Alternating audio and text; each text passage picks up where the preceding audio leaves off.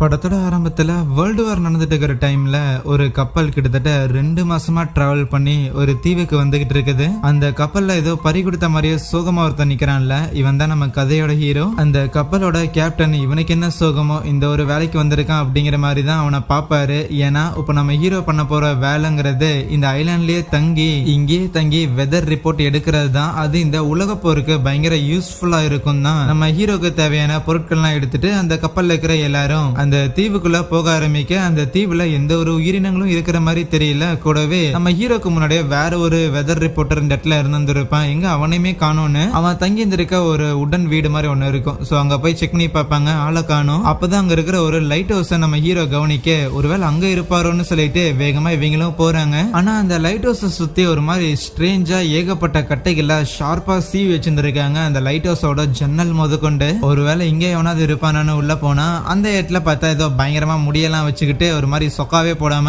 ஏய் யாரா நீங்க என்னன்னு நம்ம ஆளுங்களை போச்சு திட்டிக்கிட்டு இருப்பானா. அந்த தாடிக்காரன் பேரு குரூனராமா. பிளஸ் இந்த இடத்துல இருக்கிற ஒரு டெக்னீஷியன். சரி, இங்க வெதர் ரிப்போர்ட்டர் ஒருத்தர் தங்கி இருந்து வேலை பார்த்துட்டு இருந்தாருல, அவரு எங்கன்னு கேட்கும் போது அவரு போயிட்டாருன்னு சொல்லுவான். ஆள் நடமாட்டமே இல்லாத தீவுல இருந்து எப்படா போவாங்க, பதில் சொல்றான்னு இவங்க கேட்டாலுமே அவன் திமிரா பேசிக்கிட்டு இருக்க. சரி கழுத போய் தொலையுதுன்னு நம்ம ஹீரோவை விட்டுட்டு அங்க இருந்து போறதுக்கு முன்னாடி கேப்டன் நம்ம ஹீரோக்கு சேஃப்டிக்காக ஒரு கன் ஒன்னு கொடுப்பாரா. இல்ல கன்னெல்லாம் தேவை கிடையாது, அகிம்சையே தீர்வு, நான் பாத்துக்கிறேன்னு சொல்லி அவங்க எல்லாரையும் அனுப்பி விட்டுறான். அன்னைக்கு நைட் அந்த மர வீட்டுல அப்படியே காஃபி குடிச்சுக்கிட்டு அங்க இருக்கிற புக்ஸ் எல்லாத்தையும் பார்த்துட்டு இருக்கும் போது கபோர்ட்ல ஒரு டைரி இருக்கிறத கவனிக்கிறான். அந்த டைரியில ஏகப்பட்ட டிராயிங்ஸ் எல்லாம் போட்டு சம்திங் ஏதோ எழுதி இருந்திருக்குதா. என்னடா இதுன்னு சொல்லி இருக்கிற ஒவ்வொரு டிராயிங்கும் அவன் பாத்துக்கிட்டு இருக்கேன். ஏதோ பல்லி வந்து எவால்வ் ஆன மாதிரி எல்லாம் இருக்கும். அடிஷனலா அந்த புக்கோட எஜ்ஜில் லைட் ஹவுஸை போட்டு அந்த லைட் ஹவுஸை சுத்தி ஏகப்பட்ட சின்ன சின்ன உயிரினங்கள் இருக்கிற மாதிரி சம்திங் ஏதோ இருக்கும். அடுத்தடுத்து அந்த டைரியில என்ன இருக்குன்னு பார்க்கும்போது ஒரு லேடியோட போட்டோ ஒண்ணு இருக்கும். அதை அப்படியே எடுத்து திருப்பினா அதுல 3 தடவை லவ்னு எழுதியிருந்திருக்கும். அதை பார்த்துக்கிட்டே நம்ம ஹீரோ தூங்கிடுறானா. அடுத்த நாள் காலையில வெதர் பயங்கர கிளியரா இருக்கு. ஹீரோவும் அவனோட எக்யூப்மெண்ட்ஸ் எல்லாம் எடுத்துட்டு அவனோட வேலையை பாக்குறதுக்காக வரானா. ஆனா அப்போ கடலோரத்துல இந்த கற்கள்லாம் இருக்கும்ல, அது எல்லாத்தையும் அழகா ரவுண்டா அடுக்கி வச்சு அதுக்குள்ள சிப்பிகள் எல்லாத்தையும் கலெக்ட் பண்ண மாதிரி தெரியுது. இதை யார் பண்ணியிருந்திருப்பா? ஒருவேளை அந்த லைட் ஹவுஸ்ல பார்த்த குரூனருங்கிற நபர் தான் பண்ணியிருப்பாரோன்னு யோசிச்சுட்டு வேலையெல்லாம் முடிச்சதுக்கு அப்புறம் அன்னைக்கு நைட்டும் சில் பண்ணிட்டு இருக்கிறானா.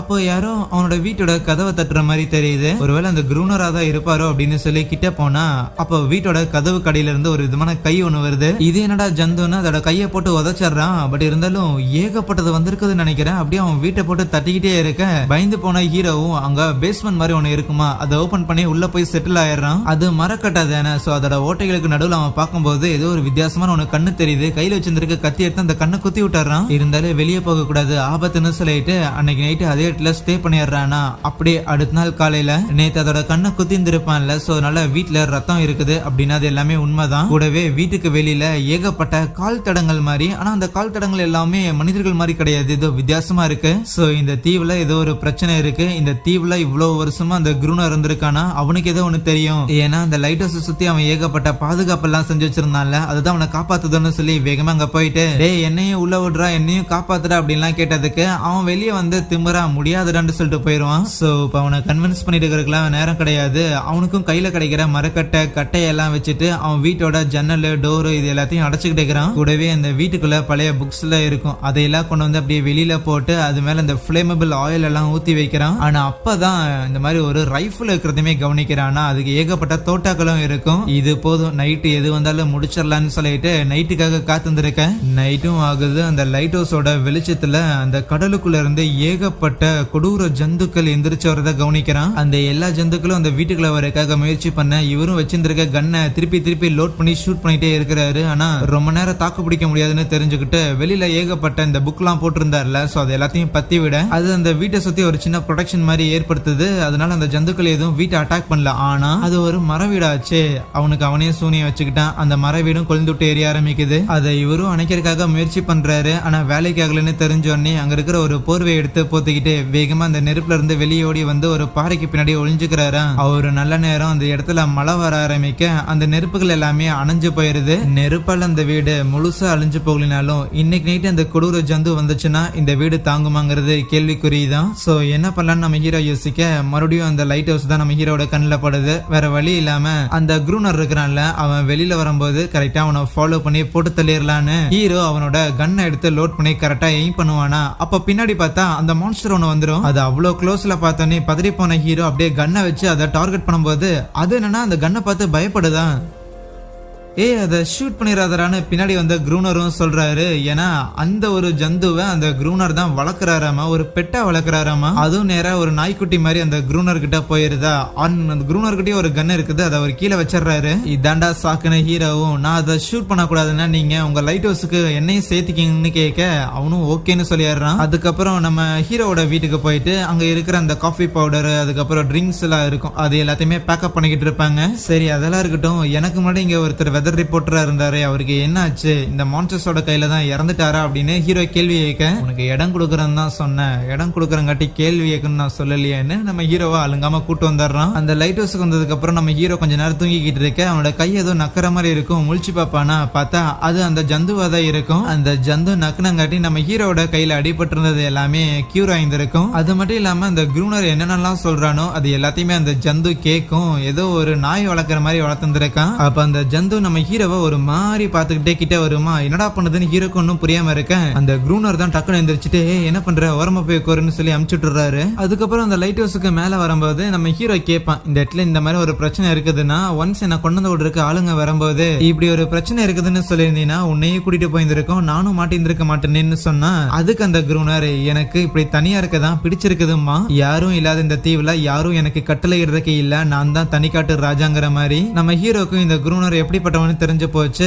அதனால அவனோட பேச்சு அவனோட கட்டளை எதையும் மீறாம அவனுக்கு கீழே சின்ன ஒரு எடுபடி மாதிரி அப்படியே வேலை பார்த்துட்டு இருக்கிறான். அப்படியே நாட்களும் போகுது. ஒரு நாள் அந்த குரூனர் நம்ம ஹீரோவை கூப்பிட்டு நைட் நேரத்துல இவங்க வச்சிருக்க அந்த ஜந்து இருக்குதுல்ல அதை வச்சு ஒரு விதமான சத்தத்தை எழுப்பும் போது கடலுக்குள்ள இருந்து ஏகப்பட்ட அந்த ஜந்துக்கள் எல்லாம் வெளியே வர ஆரம்பிக்குது. அதே நேரத்துல அந்த குரூனர் ஒரு பிளார் கன்னை பயன்படுத்தும் போது இந்த லைட் ஹவுஸ்ல தான் இருக்கிறாங்கன்னு சொல்லிட்டு ஏகப்பட்ட ஜந்துக்கள் அந்த லைட் ஹவுஸ் மேல ஏற ஆரம்பிக்க இந்த ஜந்துக்களோட இனத்தை மொத்தமா அழிக்கணும்னு அந்த குரூனர் கன்னை வச்சு பயங்கரமா ஷூட் பண்ண ஆரம்பிப்பானா நம்ம ஹீரோக்கும் பயம் வர ஆரம்பிச்சிடும். ஏன்னா அவன் தான் சேஃப்டிக்காக கூட கன்னை வாங்க மாட்டேன்னு சொன்னவனாச்சு. சோ அவனுக்கு ஷூட் பண்ண விருப்பம் இல்ல. ஆனா அந்த குரூனர் கருணையே இல்லாம ஏகப்பட்ட ஜந்துக்களை அதே இடத்துல போட்டு தள்ளிட்டு இருக்கிறான். கிட்டத்தட்ட அந்த ஜந்துக்கள் எல்லாமே மனிதர்கள் மாதிரி தான். இது எல்லாத்தையும் பார்த்துட்டு நம்ம ஹீரோ அப்படியே மயங்கி போக அடுத்த நாள் காலையில அவன் தண்ணி எடுத்து ஊத்தி நம்ம ஹீரோவை எழுப்பி பயங்கரமா பிடிச்சி திட்டி விடுறான். உனக்கு அறிவு இருக்குதா, இந்த இடத்துல உயிர் பிழைக்கணுங்கிற ஆசை இல்லையா அப்படின்னு சொல்லி திட்டி விட்டுட்டு அதுக்கப்புறம் நம்ம ஹீரோவை தண்ணி எடுக்கிறதுக்காக அனுப்பி விடுறானா. இந்த மாதிரி எடுபடி வேலை செய்யறது நம்ம ஹீரோக்கு பிடிக்கல அப்படின்னாலும் வேற வழி கிடையாது. அப்படி தண்ணி எடுத்துட்டு வரும்போது அங்க ரூம்குள்ள ஏதோ சத்தம் கேட்கிற மாதிரி இருக்கு. என்னடான்னு சொல்லி போய் பார்த்தா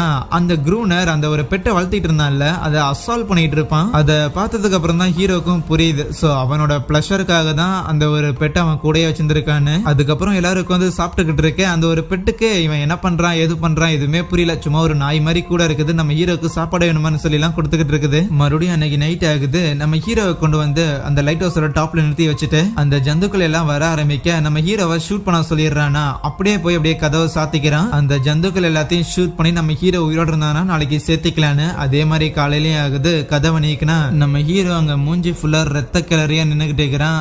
எப்படியோ கொன்னாதான் உயிர் வாழ முடியுங்கிறது அவனுக்கு புரிஞ்சிருச்சு. அதுக்கப்புறம் நாட்கள் போக ஆரம்பிக்கும் போது நம்ம ஹீரோக்கும் இந்த ஜந்துக்களை பத்தி ஏகப்பட்ட கேள்விகள் இருக்கும். அது ரொம்ப முக்கியமா இந்த ஒன்னே ஒண்ணு மட்டும் எப்படி இந்த குரூனர் கூடயே சுத்திக்கிட்டு இருக்குங்கிற அந்த ஒரு கேள்வி. ஒரு நாள் அந்த ஒரு ஜந்து சும்மா அப்படியே தண்ணியில நீந்திக்கிட்டு இருக்கும் போது இது ரொம்ப வித்தியாசமான ஒரு உயிரினமா இருக்கு, மோரார்லெஸ் மனிதர்கள் மாதிரி தான் இருக்குதுன்னு சும்மா அதோட ஸ்கின் எல்லாம் தொட்டு பார்த்துட்டு இருப்பான். அந்த பெட்டு நம்ம ஹீரோ கூட பழகிறத பார்த்து அந்த குரூனருக்கும் பயங்கரமா பொசசிவ் ஆக ஆரம்பிக்குது. அன்னைக்கு நைட்டு அந்த குரூனர் கூட வந்து நம்ம ஹீரோ செஸ் ஆடிக்கிட்டு இருக்கும் போது இந்த மாதிரி கேட்பான், ஆமா எதுக்கு நாமளே வாலண்டியரா போயிட்டு அந்த மான்ஸ்டர்ஸ் எல்லாத்தையும் கொலை பண்ணணும், அதுக்கு பதிலா நம்ம எப்படி இந்த ஒரு சின்ன மான்ஸ்டர் வந்து டேம் பண்ணமோ அதே மாதிரி அதையும் நம்ம டேம் பண்ண முடியாதா, கண்ட்ரோல் பண்ண முடியாதான் கேட்டுக்கிட்டு இருக்கேன். நம்ம ஹீரோ இந்த மாதிரி பேசுறது சொல்றது இது எதுவுமே அந்த குரூனருக்கு சுத்தமா பிடிக்கவே இல்லை. அதை விடவும் அவன் விளாண்டு இருந்த அந்த செஸ் கேம்ல குரூனர் தோக்கும் போது அவனுக்கு இன்னுமே செமையா கடுப்பாயிட்டு கன்னை எடுத்து ஹீரோவை பாயிண்ட் பண்றான். பார்த்தா ஹீரோக்கு முன்னாடி ஒரு மான்ஸ்டர் வந்திருக்கும், அதை தான் ஷூட் பண்ணியிருப்பான். சோ இவங்க எதிர்பாராத நேரத்துல ஏகப்பட்ட மான்ஸ்டர்ஸ் அந்த லைட் ஹவுஸ் அப்படியே சுத்தி வளைக்க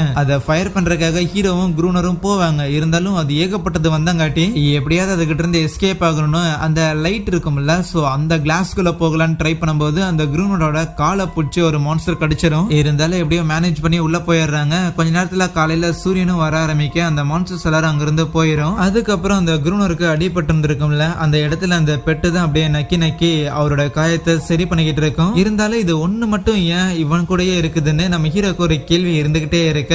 ரொம்ப நாள் போனதுக்கு அப்புறம் ஒரு நாள் எதிர்ச்சியா நம்ம ஹீரோ கடல்ல ஒரு கப்பல் போறதை கவனிக்கிறானா, உதவிக்கு கூப்பிடலான்னு அவன் கையில வச்சிருக்க ஃபிளார் கன்னை பயன்படுத்தலான்னு போக பின்னாடி வந்து அந்த குரூனர் நம்ம ஹீரோவை போட்டு அப்படியே அமுக்கிடுறான். ஏண்டாடே என்ன இந்த இடத்துல இருந்து கூட்டிட்டு போகணும்னு நினைக்காத, இந்த இடத்துல நான் தான் ஒரே ஒரு ராஜா, இங்க நான் தான் இருக்கணும், உனக்கு இங்கிருந்து போகணும்னு விருப்பம் இருந்ததுன்னா நீ செத்து போட அப்படிங்கிற மாதிரி எல்லாம் கத்திக்கிட்டு இருக்க. அப்ப திடீர்னு அந்த பெட்டு இருக்குதுல்ல, அது வந்து அந்த குரூனரை முறைச்சுக்கிட்டு இருக்கும். நேத்து வந்து அவனுக்காக என்னையே முறைச்சுக்கிறியான்னு பெல்ட்டை கழட்டி அடிக்கலான்னு போக அது வேகமா அங்கிருந்து எஸ்கேப் ஆகி போயிருமா. சீன் கட் ஆகுது. நம்ம ஹீரோ இப்போ லைட் ஹவுஸ்ல தான் இருக்கிறான். இருந்தாலும் அந்த ஒரு பெட்டை போட்டு அந்த குரூனர் பயங்கரமா வெளுத்து வாங்கியிருப்பான். அடுத்த நாள் நம்ம ஹீரோ அங்க ஏதோ ஒரு பெரிய ஒரு மீனோட போன் இருந்திருக்கும் போல, அதை வச்சு ஒரு சின்ன போட் மாதிரி பண்ணி அந்த ஒரு பெட்டு வந்து லைக் ஓரமா வந்து ஃபீல் பண்ணிட்டு உட்காந்துருக்குமா. சோ அது நம்ம ஹீரோ பார்த்து பயப்படுது. இருந்தாலும் அவன் அப்படியே அந்த ஒரு போட்டை காமிச்சிட்டு இங்க பாத்தியா இது எப்படி இப்படிதான் கடல்ல போகும் அப்படின்னு சொல்லி சும்மா விளையாட்டு காமிச்சுக்கிட்டு இருக்கேன். அப்போ அந்த ஒரு பெட்டு நம்ம ஹீரோவை எங்கேயே கூப்பிடும். இங்க வான்னு சொல்லி கூப்பிடும் போது பார்த்தா அந்த இடத்துல ஒரு லைஃப் போட் மாதிரி ஒரு போட் ஒண்ணு இருக்கும். இதை பார்த்தோன்னே நம்ம ஹீரோ நேரம் அந்த குரூனர் கிட்ட போயிட்டு இப்படி ஒரு போட் இருக்குதுன்னு ஏன் முதல்லயே சொல்லல, இதை சொல்லியிருந்தீங்கன்னா நம்ம இதுலயாவது எஸ்கேப் ஆயிருக்கலாம்னு கேட்கும் போது நான் தான் இந்த இடத்த விட்டு வரமாட்டேன் அப்படின்னு சொல்லிட்டேன்ல. அது மட்டும் இல்லாம அந்த ஒரு போட்டு கொஞ்ச நாளுக்கு முன்னாடி இங்க ஒரு பெரிய ஒரு கப்பல் ஒண்ணு இருந்துச்சு, இந்த டைனமைட் வந்து கடத்திருக்காங்க போல, அது நேரா ஒரு இடத்துல வந்து கிராஷ் ஆயிருந்திருக்கு. அந்த ஒரு லைஃப் போட்ல இருந்து எஸ்கேப் ஆகி இந்த ஒரு தீவுக்கு வந்திருக்காங்க. லைட் ஹவுஸ் கிட்ட வந்து உள்ள விட சொல்லி கத்திக்கிட்டு இருந்தானுங்க. நான் ஒன்னும் நீக்கல. அதுக்கப்புறம் ஒரு நைட் அவனோட சத்தம் இருந்துச்சு. அவ்வளவுதான், அடுத்த நாள் காலையில இறந்து போயிட்டாங்கன்னு ரொம்ப அசால்ட்டா சொல்லுவான். நம்ம ஹீரோக்கு பக்குன்னு ஆயிரும். பட் இருந்தாலும் ஒரு ஐடியா ஒண்ணு கிடைக்கும். அந்த மர வீட்டுல இருந்து திங்ஸ் எல்லாம் எட்டு வந்திருப்பான்ல,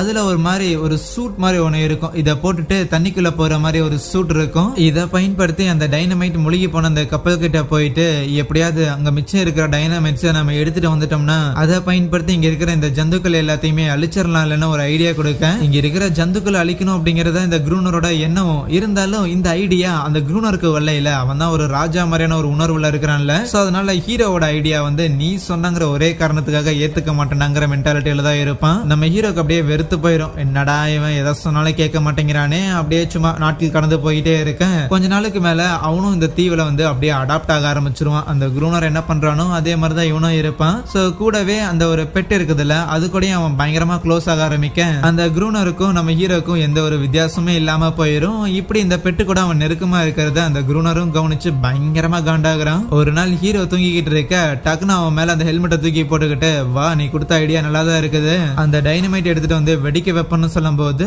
என்னடா அது திடீர்னு மனம் மாறிட்டானேன்னு ஹீரோக்கு பயங்கர ஆச்சரியம் தான். அதுக்கப்புறம் ஒரு சின்ன போட் மாதிரி எடுத்துக்கிட்டு அந்த கப்பல் பெருசா அந்த இடத்துல கிராஷ் ஆயிருக்குமா அந்த இடத்துக்கு வந்துடுறாங்க. ஓகே இப்ப இந்த ஒரு சூட்டை போட்டுக்கிட்டு நான் தண்ணிக்குள்ள போவேனாமா, உள்ள இருக்கிற டைனமைட்ஸ் எல்லாத்தையும் எடுத்து கொடுக்குறேன், அதை நீ சேஃபா எடுத்துட்டு அதுக்கப்புறம் சிக்னல் கொடுக்கும் போது நீ என்ன மேல தூக்கிடு சரியானு ஹீரோ தான் உள்ள போய் ஒவ்வொரு டைனமைட் பொட்டியா வந்து கட்டி கட்டி மேல அனுப்பி விட்டுட்டு இருக்கிறானா. சரி இது போதுன்ட்டு நம்ம ஹீரோவும் மேல போகலான்னு பார்த்தா அவன் ஒரு பெரிய இரும்பு சூட் மாதிரி போட்டு வந்திருப்பான் தலையில இருந்து கால் வரைக்கும். அதனால டக்குன்னு ஸ்லிப் ஆக அவ்வளவுதான் கீழே விழுந்துருவான், எந்திரிக்க முடியாது. டே மாமே தூக்குடா அப்படின்னு அவன் கயிறை வச்சு ஆட்டி சிக்னல் கொடுத்தாலுமே அந்த குரூனர் ஹீரோக்கு உதவி பண்ற மாதிரி தெரியல, அப்படியே அவனை விட்டுருவான், அவன் சாகட்டும் தான் நினைக்க. அப்ப நம்ம ஹீரோ கிட்ட ஒரு ஜந்து ஒண்ணு வரும். அது அப்படியே நம்ம ஹீரோவை பார்த்துட்டு பயந்து அங்கிருந்து போகுமா. வேற வழி இல்லாம நம்ம ஹீரோவும் எப்படியோ கஷ்டப்பட்டு அந்த சூட்டை ரிமூவ் பண்ணிட்டு நேரா தண்ணிக்கு மேல வர பொழைச்சிட்டானேன்னு வேற வழி இல்லாம அந்த குரூனரும் நம்ம ஹீரோக்கு கையை கொடுத்து காப்பாத்தி தூக்கி விடுறான். ரிட்டர்ன் ஆனதுக்கு அப்புறம் டைனமைட்ஸ் நல்லா இருக்கான்னு செக் பண்ணி பார்த்தா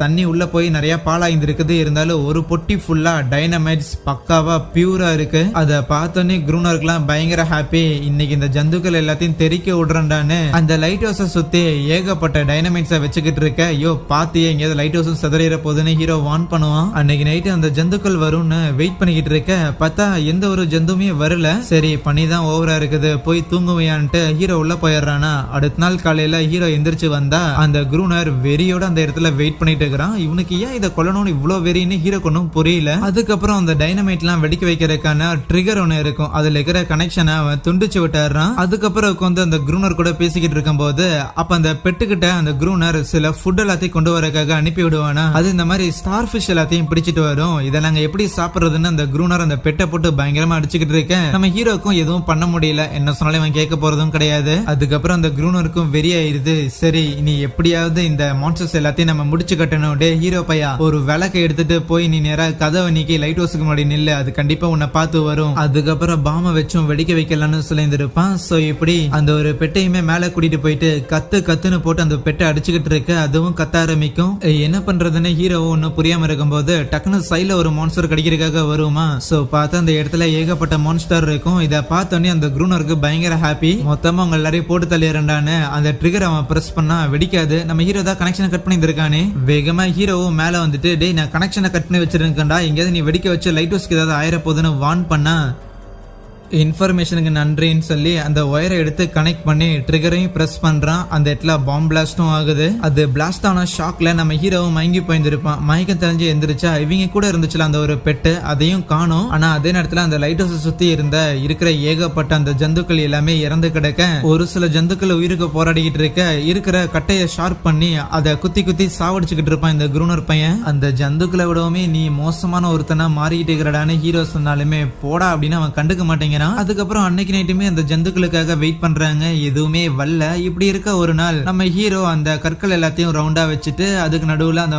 செஞ்சான்ல ஒரு போட்டு அதை வச்சிருந்திருக்கான். சோ மேபி இவங்க வளர்த்த அந்த ஒரு பெட்டு உயிரோட இருந்துச்சு அப்படின்னா அதை தேடி வரும்னு. இப்படி இருக்க அந்த குரூனர் பயங்கரமா கூச்சிட்டு மட்டையாயிருந்திருப்பானா. நம்ம ஹீரோவும் அந்த குரூனரோட பொருட்கள்லாம் எடுத்து பாத்துக்கிட்டு இருக்க, அதுல ஒரு போட்டோ இருக்கும். அதுலயுமே அந்த 3 தடவை லவ்னு எழுதி இருக்கும். அது ஒரு கப்பலோட போட்டோவா தான் இருக்கும். அது அந்த குரூனர் தான். கூடவே ஏற்கனவே நம்ம ஹீரோ ஒரு போட்டோவை பார்த்துருப்பான்ல ஒரு லேடி, அந்த லேடி தான் இந்த லேடி. அப்பதான் ஹீரோக்கும் புரியுது அப்படின்னா ஏற்கனவே நம்ம ஹீரோ மாதிரியே இந்த வெதர் ரிப்போர்ட் வேலைக்கு வந்திருப்பான்ல, அது இந்த குரூனர் பையன் தான். ஆனா ஆக்சுவலி இவன் பேரு குரூனரே கிடையாது. இந்த இடத்துல லைட் ஹவுஸ பாத்துக்கிட்டு இருக்கிற ஏற்கனவே குரூனர் அப்படின்னு ஒருத்தன் இருந்திருப்பான். பட் ஒன்ஸ் அந்த குரூனருக்கு ஏதோ ஒன்று ஆய்ந்திருக்கு. அதனால இந்த ரிப்போர்ட்டர் அந்த குரூனர் அப்படிங்கிற அந்த நேம் எடுத்துக்கிட்டு அவன் மாதிரியே இந்த லைட் ஹவுஸ்ல வாழ்ந்துகிட்டு இருக்கிறான். இருந்தாலும் இது எதை பத்தி நம்ம ஹீரோ கேட்டுக்கல, ஏன்னா எப்படியும் அவன் பதில் சொல்ல மாட்டான்னு தெரியும். சோ அதுக்கப்புறம் ஒரு நாள் நம்ம ஹீரோ வச்சிருந்திருக்க அந்த ஒரு போட்டை அந்த பெட் வந்து எடுத்துட்டு போயிருக்கான்னு பார்க்க வந்தா அந்த இடத்துல அந்த போட்டை காணும். சோ அதை எடுத்துட்டு போயிருந்திருக்கு. அப்போ திடீர்னு அந்த இடத்துக்கு குட்டியான ஒரு ஜந்து வரும். பின்னாடி அந்த ஒரு பெட்டும் வர,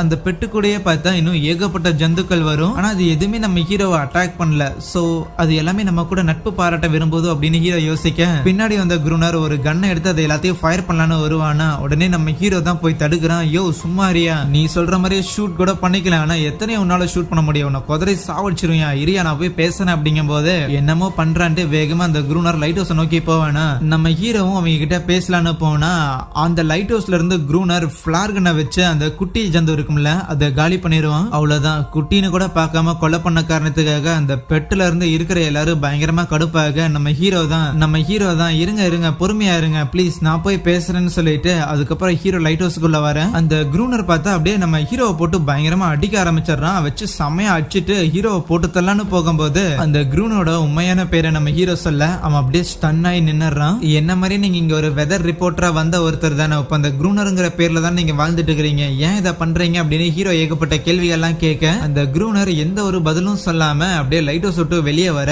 அங்க இருக்கிற மான்ஸ்டர்ஸ் எல்லாம் அந்த குரூனரை அதேட்ல சாப்பிட்டு சாவடிச்சிருது. அப்ப அப்படியே சீன் கட் பண்ணா ஒரு வருஷம் கழிச்சு நம்ம ஹீரோ மாதிரியே வேற ஒரு வெதர் ரிப்போர்ட்டரை அந்த இடத்துக்கு கூப்பிட்டு வந்திருக்காங்க. நம்ம ஹீரோட்ட கேக்குறாங்க, ஆமா இதுக்கு முன்னாடி வேற ஒரு வெதர் ரிப்போர்ட்டர் வந்திருந்தாருல அவர் எங்கன்னு. நம்ம ஹீரோவும் அந்த ஆள் எனக்கு தெரியாது, என் பேரு குரூனர், இந்த இடத்துல நான் சாதாரண டெக்னீஷியன் சொல்லுவான். அப்படி சொல்லிட்டு நம்ம ஹீரோ அப்படியே லைட் ஹவுஸ்க்கு வெளியில வந்து நின்று அங்க இருக்கிற அந்த ஷிப்ஸ் எல்லாத்தையும் பார்த்து, ஷிப்ஸ் எல்லாம் அவ்வளவு கிட்டே இருக்கு, நினைச்சதுதான் இங்க இருந்து போக முடியும், ஆனா போக விருப்பம் இல்ல. ஆரம்பத்துல இந்த தீவுக்கு வரும்போதே பரபரப்பான நகரத்துல இருக்கிறதுக்கு விருப்பம் இல்லாம தான் இந்த மாதிரியான ஒரு வேலையை தேர்ந்தெடுத்துட்டு வரேன்னு ஹீரோ நினைச்சிருப்பான். மேபி எப்படி நம்ம ஹீரோ தன்னோட அடையாளத்தை விட்டுக்கிட்டு இந்த குரூனர் அப்படிங்கிற இந்த அடையாளத்தை ஏத்துக்கிட்டானோ அதே மாதிரிதான் இதுக்கு முன்னாடி இருந்த அந்த ஒரு வெதர் ரிப்போர்ட்டரும் நம்ம ஹீரோ மாதிரியே இந்த குரூனருங்கிற இந்த அடையாளத்தை எடுத்துக்கிட்டு இருந்திருப்பான்னு சட்டுல அந்த விஷயத்த சொல்றது மட்டும் இல்லாம அந்த ஒரு பெட்டி இருக்குதுல்ல அதை அப்படியே ஹீரோவை பார்த்துட்டு அதுக்கப்புறம் தண்ணிக்குள்ள ஜாலியா நீந்தி போய்கிட்டு இருக்கேன். அங்கே இந்த ஒரு படத்தையே முடிக்கிறாங்க. எனிவேஸ் கண்டிப்பா இந்த படம் உங்களுக்கு இன்ட்ரெஸ்டிங்கா இருந்திருக்கும் நான் நினைக்கிறேன். இதே மாதிரியான படங்களை தொடர்ந்து பாக்குறதுக்காக